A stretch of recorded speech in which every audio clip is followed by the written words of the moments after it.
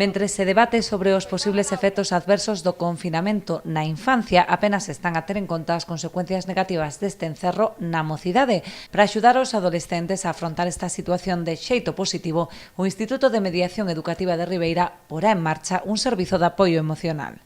Vamos a empezar a desenvolver unha serie de obradoiros por videoconferencia destinados ao alumnado da ESO, bacharelato, FP e formación profesional básica.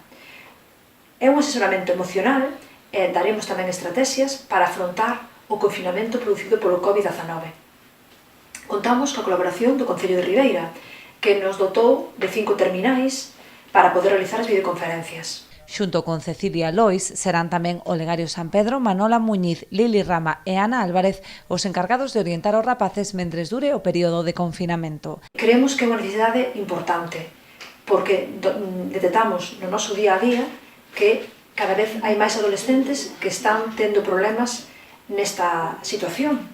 Unha situación tan negativa e, aparte, que non ten un fin claro. Polo tanto, cada vez son máis os adolescentes que demandan a nosa axuda.